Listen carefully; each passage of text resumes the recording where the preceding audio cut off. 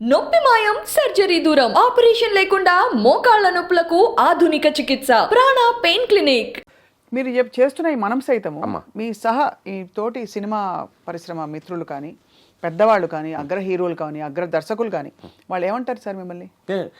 చాలా చాలా మంచి బాగా సపోర్ట్ చేస్తారమ్మా. ఇప్పుడు వివి వినాయక్ గారు, కొరటాల శివ గారు, ఇలాంటి డైరెక్టర్సు, అనిల్ రావిపూడి, వక్కంత వంశీ, ఇలా రామ్ జోగేశ్ శాస్త్రి గారు, ఇలాంటి వాళ్ళు పిలిచి నాకు నా అకౌంట్లో డబ్బులు వేసి, ఇక నీ అకౌంట్లో డబ్బులు వేసాను, నువ్వు ఇది పంచు, ఇలా చెయ్యి, ఇలా కష్టం చెయ్యి, నీకు చేరితే బాగా చేరుతుంది పేదవాడికి అని అలా. చిరంజీవి గారు కూడా ఇంటికి పిలిచి ఒకసారి 2 లక్షల రూపాయలు ఇచ్చారు నాకు. ఎంత? 2 lakhs ఇచ్చారు, ఇంటికి పిలిచి ఇచ్చారు. ఎప్పుడు చాలా కాలం, ఒక 7 years అవుతుంది. అట్లా వాళ్ళంతా అలా చేసిన వాళ్ళే. బన్నీవాస్ గారు కానీ అలాంటి వాళ్ళంతా అలా పెద్దవాళ్ళ సపోర్ట్ ఉంటుంది. చదలవాడ శ్రీనివాసరావు చాలామంది అలా అలా అంటే ఇప్పుడు సడన్గా చెప్పలేకపోవచ్చు, బట్ అదే అర్థమైంది. అంటే వాళ్ళ వైఖరి ఎలా ఉంటుందని సపోర్ట్ ఉంటుంది. రాను రాను ఏంటంటే వాళ్ళకి కూడా ఒత్తిళ్ళు ఉంటాయి కదా, వాళ్ళ తాలూకు మనుషులకు వాళ్ళు చేయటం.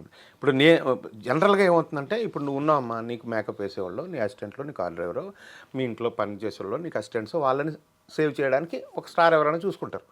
నాకు అలా కాదుగా, నాకు వచ్చిన వాళ్ళంతా నా ఫ్యామిలీ అని, పేదవాళ్ళే నా ఫ్యామిలీ అని చెప్పే మనిషిని కదా. అవును. సో వాళ్ళు అందులోనే ఉండిపోతారు. నాకు ఆ పరిధులు లేవు. చాలా అసలు స్ట్రగుల్స్తో కూడిన సక్సెస్ఫుల్ జీవితం ఇది. అవునమ్మా. అంటే ఎందుకంటే సక్సెస్ఫుల్ బికాజ్ ఇంతమంది జీవితాలు మీరు తాకారు కాబట్టి, తాకుతున్నారు, ఇంకా కంటిన్యూ అవుతుందని చెప్పి. సో మీ నటన జీవితం ఎలా కొనసాగింది సార్? మీరు వెతుక్కోకుండా రోల్స్ వస్తున్నాయా మీకు? వెతుక్కోకుండానే ఉంటాం. ఎప్పుడైనా అడిగితే రాదమ్మా. మీరు ఏది అడిగి రాలేదు? ఏదైనా సరే, ఏ అవకాశమైనా సినిమా ఇండస్ట్రీలో అడిగితే రాదు. కానీ ఇంతమంది నటులలో అందులో మీరు వేసే క్యారెక్టర్స్ లో ఆ స్లాట్ లో చాలా మంది ఉంటారు. కాదంబరి కిరణ్ గారు వాళ్ళ మనసులో తట్టాలి, వెంటనే స్ఫురించాలంటే మీరు ఎలా తట్టిన వాడికే కదా నేను వెళ్ళి పనిచేసేది. దాంతో సాటిస్ఫై అయిపోవడమే అంతే. ఇప్పుడు నేను ఒక మంచి వేషం చేస్తాను అనుకోమా, అది ఆల్రెడీ ఇప్పుడు ఒక స్క్రిప్ట్ రాసే రైటరు, ఆ రైటర్ చుట్టూరా ఉండే టీము, ఒక అసిస్టెంట్ డైరెక్టర్స్ వాళ్ళందరి టీము, ఒక మేనేజర్స్ వాళ్ళందరి టీము, డైరెక్టర్ ప్రొడ్యూసర్ దగ్గర వీళ్ళందరూ ఉంటారుగా. అవును.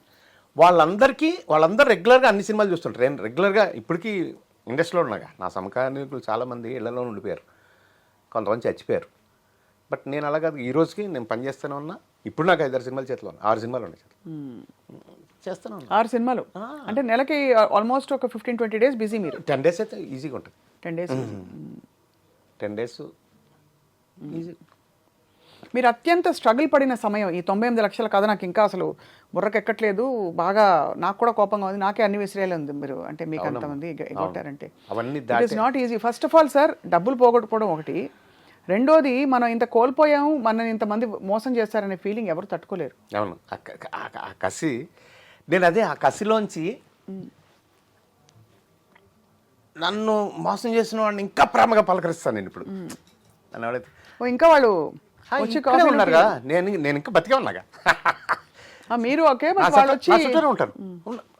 నేను అదే చెప్పాను ఇందాక, రాసినప్పుడు కొంతమంది ఒరే ఫ్రెండ్సే, కొంతమంది ఫ్రెండ్సే, కొంతమంది ఇంకోటి వాళ్ళైనా, లేకపోతే అవకాశాలలో నన్ను అవమానాలు చేసినా ఏం చేసినా కానీ.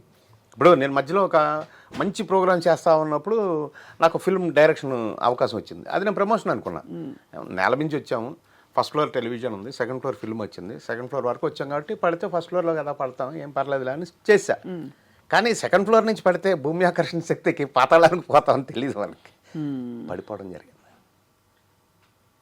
అప్పుడు నీలాంటి ఫ్రెండ్స్ ఎవరైనా దగ్గర నన్ను గుర్తుపడతారు, లేకపోతే నాకు గౌరవిస్తారు, నన్ను అభిమానిస్తారు అనే వాళ్ళ దగ్గరికి వెళ్ళి, అరే నాన్న భేషవరా, అరే ఊరే అనలేం అవతల.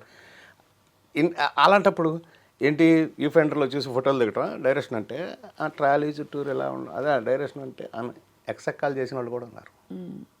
బాధపడాలి, తప్పదు, అంచేత వెళ్ళలేము. అందుకనే ఈ ఒరే అనే పదానికి ఇండస్ట్రీలో డార్లింగ్ అనే మాటను కనిపెట్టడం ఇన్ ద సెన్స్ వాడుకలో పెట్టింది నేను. అంటే మరీ ఒరే అని అలా అసహ్యంగా అనుకుంటే, నా దగ్గర పనిచేసిన పిల్లలు 26 మంది ఫిల్మ్ డైరెక్టర్లు ఈ రోజు ఉన్నారు నా దగ్గర అసిస్టెంట్లుగా పనిచేసిన పిల్లలు. వీళ్ళల్లో కొంతమంది కోట్లు తీసుకుంటున్న వాళ్ళు కూడా కొంతమంది ఉన్నారు. కానీ మీకు జరగలేదు అన్యాయం? నేను వెళ్ళి ఒరే అనలేను, నన్ను ఒరే అంటాడేమో అతను భయం. అతని ఆ భయానికి ఎందుకు అతను అలాగ ఉండని అని మనం వెళ్ళి డార్లింగ్ అనే మాట కనిపెట్టి నా అసిస్టెంట్లకి లేకపోతే నేను ఎవరికైతే సర్వీసులు చేశానో హెల్ప్ చేశానో వాళ్ళందరినీ ఆ డార్లింగ్ అని పిలవటం వల్ల అలాగల్లి అది చివరికి పూరి దాన్ని ఓన్ చేసుకొని డార్లింగ్ అని అతనికి మన ప్రభాస్ చేసి అదే ప్రభాస్ గారి డార్లింగ్, ఎందుకంటే ఆ మాట నేనే.